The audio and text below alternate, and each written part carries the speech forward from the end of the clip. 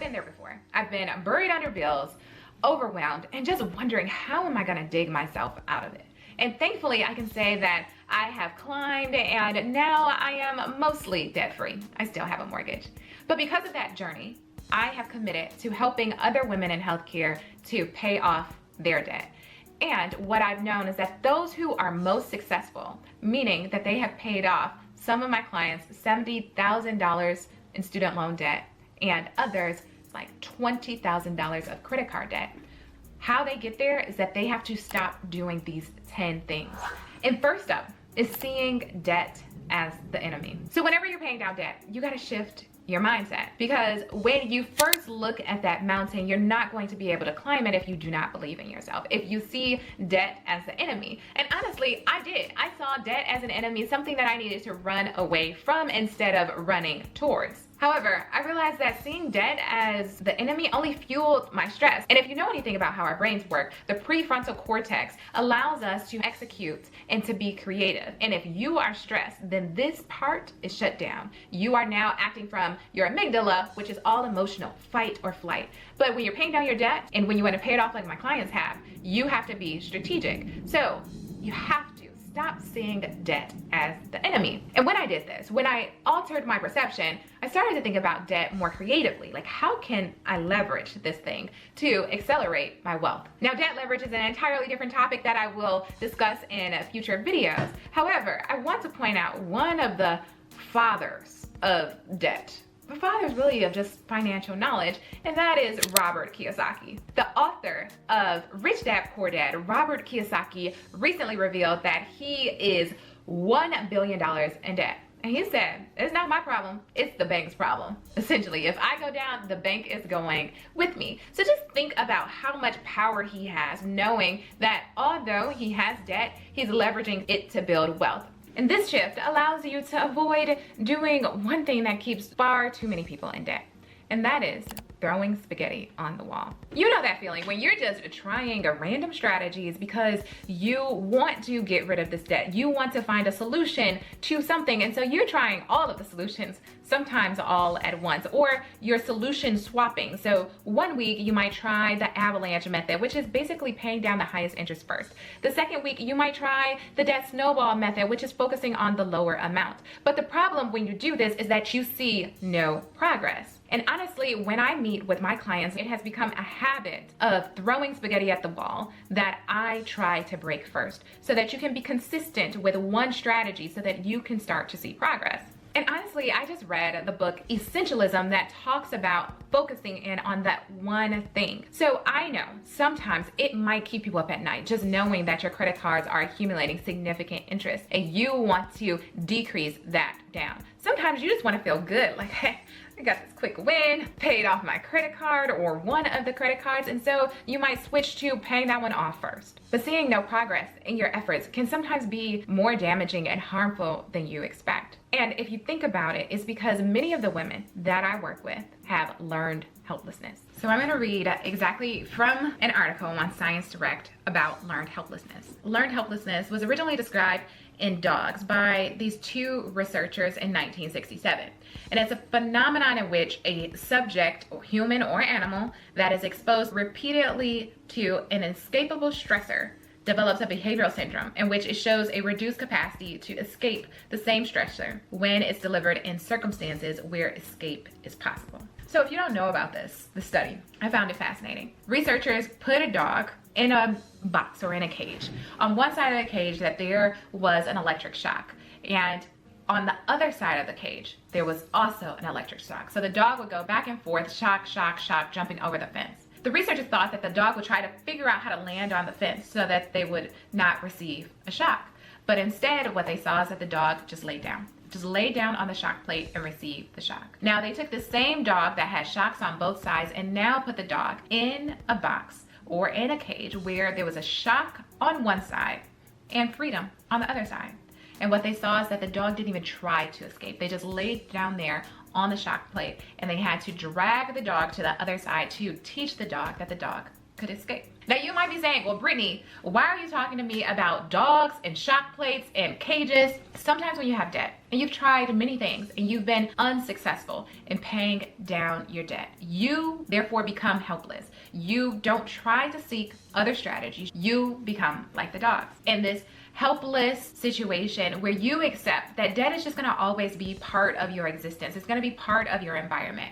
And you stop trying to pay it off. You stop trying to be creative of how to increase your income, how to decrease your expenses, how to seek help in order to remove the stressor from your environment. I want you to stop learning to be helpless. I want you to know that you have some tools that are possible, some tools that are accessible to you.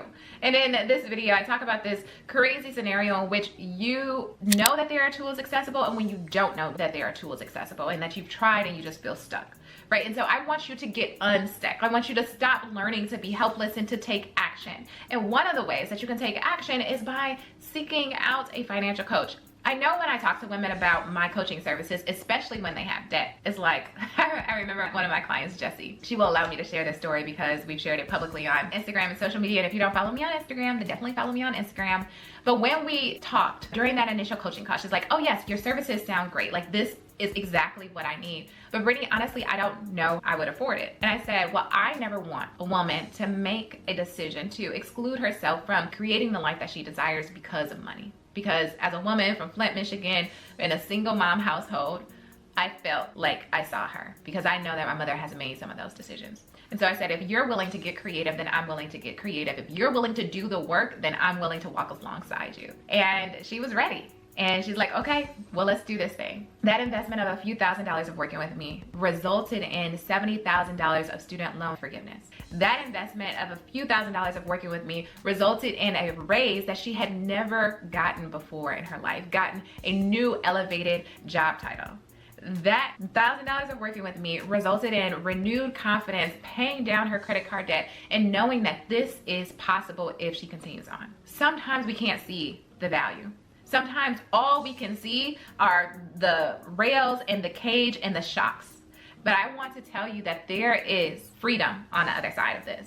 And I want to encourage you to stop being helpless where you are. And I get it, like I felt like that before. I see my clients feeling like that all the time. And that is why the next tip will help you to not only know that a coach exists, but give you something tangible that you can work on. Now, I just want to tell you a story about my client. She initially met with me because she was feeling overwhelmed with her credit card debt. When we met and we reviewed all of her credit card statement, one of the things that I identified is that there was this $40 fee every month. And when I asked her about it, she's like, I've never actually noticed that. And what I see when you have debt is that it becomes so overwhelming that all of the numbers just kind of blend in and you can't focus in on specific areas for you to target so that you can tackle your debt faster. And one of the things that keep many people in debt is ignoring fees.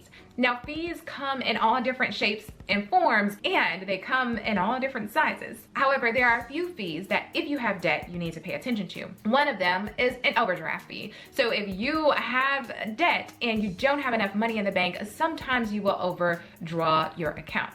Overdraft fees are typically about $39 to $45. And if you are carrying a balance on your credit card, that $45 applied to your credit card debt could be substantial payoff to helping you to tackle this debt faster. Not only do you want to pay attention to overdraft fees, you also want to pay attention to overbalance fees, because sometimes it could be just a single dollar over what your maximum available credit is that you are now going to have to pay $39 every month until you get that balance down. And oftentimes when I talk to women, they are not aware of these fees. That changes your strategy. If you want to pay off debt faster, you want to avoid paying unnecessary fees. And if the name of the game is to create cash flow elsewhere that you can apply to that debt, you have to go through and look at fees as one of the targets of your debt strategy. Now, you may be feeling like a strategy would be helpful. Oftentimes it is, but even after creating a strategy and logically knowing that this is the thing that you need to do, emotionally and psychologically, one of the things that keeps clients in bondage is that they have this fear of failure. So if you want to pay down your debt faster, you have to stop fearing failure. So much so, after after we created the step-by-step strategy that she was going to take her credit card debt that she had with Chase and refinance it effectively to get a personal loan from SoFi in order to pay off the debt, she could not find enough courage to call SoFi, apply for the personal loan, and have the personal loan approved. I sat with her on the phone to do this because her Chase credit card had an interest rate of 22% where the personal loan was offering 13%. If you want to pay off your debts faster, you have to lower your interest rates because the interest rate is what accumulates daily and gets you into trouble. And sometimes it can get you into trouble as far as going over your available balance and costing you more. So you cannot fear failure. You have to take the actions that are necessary. And this is one of the benefits of having a coach. A coach can help you to not only create the strategy, but walk with you and hold your hand so that you can do what is going to help you to get to the life that you desire. This is what I love about being a financial coach because there's so much mind trash that we have to work through. And there's no fault of your own. I have my own mind trash that I'm still working through with my therapist, but we can talk about that in another video. But what I'm saying is that it is important to have someone who you know has the level of expertise that you need and someone that you can trust who's going to work in your best interest despite it all. They will hold your hand with no judgment. And honestly, this is what I love to do with my clients. I can help to provide them with the financial knowledge that they need and help to hold their hand to do the thing that they need to do so that they can become the woman that they desire to be. I have one client that I'm currently working with, and unfortunately, she had a huge burden that she is still working to pay off because she chose to invest in a business and invest in the stock market when she had credit card debt. When you carry a balance on your credit card debt, because it's such a high interest debt of 20 to sometimes 29%, the daily compounding interest will likely outpace any other investment that you have. Whether that's investing in a stock market, whether that's investing in a real estate property or investing in a business, you are unlikely to outpace the accumulation of credit card interest. So if you're feeling way down by debt, particularly your credit card debt, you don't want to invest too early because paying down your debt is a guaranteed return on your investment. And there is built-in risk when you invest in the stock market, when you invest in real estate, and when you invest in a business. So why not focus on the single target of paying down your high interest credit card debt?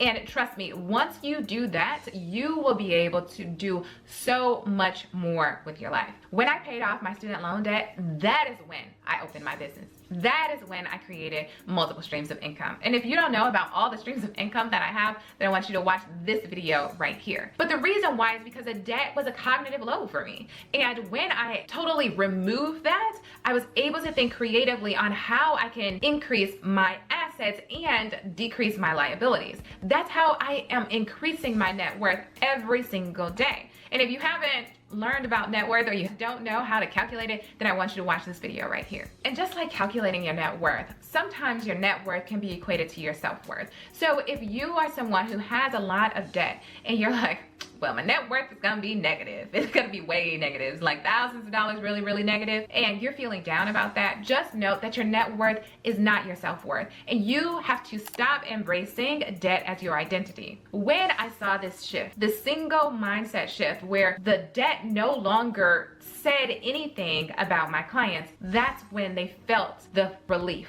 the freedom of being debt free. The debt was just numbers. It was numbers. It wasn't a reflection of their values. It wasn't a reflection of their worth. It wasn't a reflection of their skill set. It was something that they had to manage. One of the things that I see that many people fail to do that keeps them in a debt and keeps them held by that identity is that they don't track their efforts. They don't track their progress. And what is said is what gets measured gets managed. But how can you manage your identity, the feelings and the emotions with your debt when you cannot even understand what strategy to use because you're not measuring it? So this is where I really have helped my clients to shift and track. One of the things that we do is a net worth tracker. I recall I was meeting with one client. She's like, yeah, so I actually really want you to like take a look at my net worth and weigh in on the numbers. I'm like, girl, don't you know that we've been talking about your net worth this entire time? When you told me after doing this exercise that you found a student loan that you didn't even know that you had stopped paying on, when you shared with me that you understand how much credit card debt you have, when you share with me your income and how your income is going to increase after starting this new role, that is effectively us talking about your net worth. Because it's not important to me the number that you have. What is important to me is the trajectory and the growth that is made. So if you don't ever track your efforts, if you don't understand those incremental changes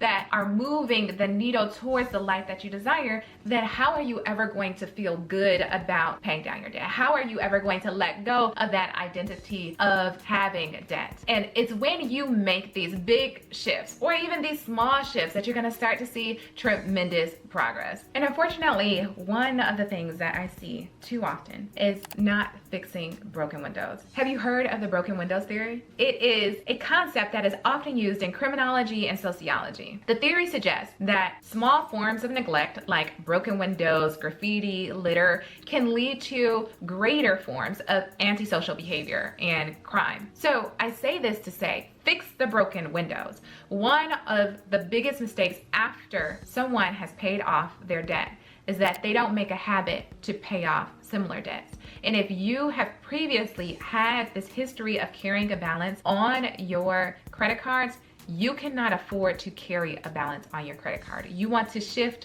your thinking and make it a habit to pay it off every month. We don't want any broken windows in our finances. So you want to pay attention to those small things and some of the environmental cues that you can fix now. Maintaining good financial habits is going to help you to keep this clean bill of debt-free health. If you are still having a challenge implementing a strategy that will work, I want you to go and enroll in my Joyfully Free Accelerator. It's everything that you need to pay off your debt, to shift your mindset, and to protect your assets so that you don't get back into debt. I've filled it out with all the spreadsheets, all the worksheets, and you can put me in your ears and listen to me like a podcast so that you can get the thing done. And as a bonus to you, I'll give you a discount on a coaching call. So go to my Joyfully Free Accelerator, enroll in the course, and I'll send you that discount code. Most often, what I've experienced as a financial coach is that my clients still need someone to help them to build that confidence. Remember, you are not your debt. Debt is not your identity, and it does not reflect anything about the value that you bring or how smart you are, because you definitely are. Just like the Michael Phelps, the Michael Jordans, the Simone Biles, and the Simone Manuels of the world. All great people didn't get there alone. They got there with a coach. So if you need someone to walk alongside you with this journey, to encourage you and to help you to practice the skills that you need in order to be successful, to create the life that you desire, that debt freedom, that relief, so that you can have space to create multiple income streams like me, then I want you to click the link below and schedule a call with me. During this call, we'll talk about what you need. What is your debt profile? What are some of the things and issues that you're working through? And we can work together and see if there's a good fit for us to help you to have debt freedom so that you can have the baby, buy the house, and live the life that you desire. And if you're just looking for $100 more in order to pay off your debts, some people have actually found $500. Can you imagine just having $500 that you can use for something else to pay down your debts so that you can go on the trip? Then I want you to watch this video right here where I'm going to teach you exactly how to find more money that you already have. It's like a gift to give to yourself. So watch this video right here and subscribe to my channel. I'll see you in the next one. Bye-bye.